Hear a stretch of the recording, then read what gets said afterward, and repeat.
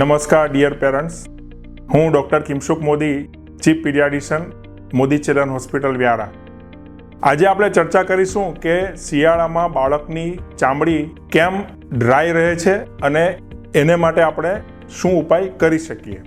શિયાળો અત્યારે પોતાનો ચમકારો બતાવી રહ્યું છે અને ઠંડી પણ ધીમે ધીમે વધતી જશે. તો ઘણા પેરેન્ટ્સ મારી ઓપીડીમાં આવે છે કે સર, મારા બાળકની ચામડી અત્યારે ખૂબ ડલ લાગે છે, એના ઉપર થોડી ફૂલ્લીઓ દેખાય છે, સફેદ ચકામાં પડી ગયા છે, ક્યાંક ફાટી ગઈ છે અને બાળક ખજવાળ કરે છે, ક્યાંક સફેદ ડાઘા પણ જોવા મળે છે. તો આ બધા એક ડ્રાય સ્કિનના લક્ષણો છે અને શિયાળામાં બાળકને આ પ્રોબ્લેમ વધારે રહે છે. એનું કારણ એ છે કે એક સરેરાશ બાળકના ચામડીની અંદર મોટાની સરખામણીમાં જે સિબેસસ એટલે કે જે ઓઇલ સિક્રેટ કરે છે એવી ગ્રંથિઓનું પ્રમાણ ઓછું હોય છે. એટલે બાળકમાં ઓઇલ ઓછું પ્રોડ્યુસ થવાને લીધે ચામડી ડ્રાય રહે છે. તો આના માટે આપણે ઘરે શું કરી શકીએ? તો પેરેન્ટ્સ સૌથી પહેલાં તો આપણે ત્યાં એવું છે કે જેમ ઠંડી પડે તેમ બાળકને ગરમ પાણીથી નવડાવવામાં આવે છે કે બાળકને ઠંડી નહીં લાગે, પણ એ ખોટું છે. બાળકને હંમેશા તમારે નવસેકા એટલે કે લુકવોર્મ વોટરથી નવડાવવું જોઈએ.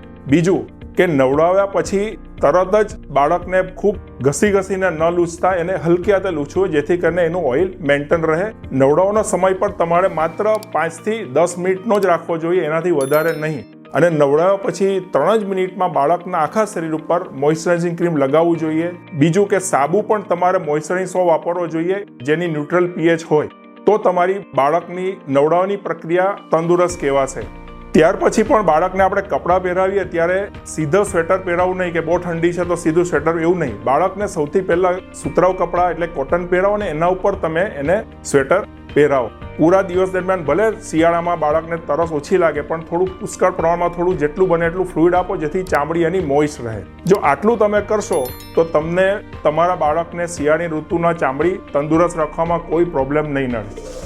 તેમ છતાં જો આ બધું ઘરે કરવા છતાં પણ બાળકની ચામડીમાં કોઈ ફરક નહીં જણાય અને તકલીફ વધતી જણાય, તો તમે તમારા આજુબાજુના બાળકના ડૉક્ટરનો સંપર્ક કરી શકો છો. અને તમે જો વ્યારા કે તેની આજુબાજુના વિસ્તારમાં રહેતા હો તો તમે મોદી ચિલ્ડ્રન હોસ્પિટલ વ્યારામાં આવી શકો છો.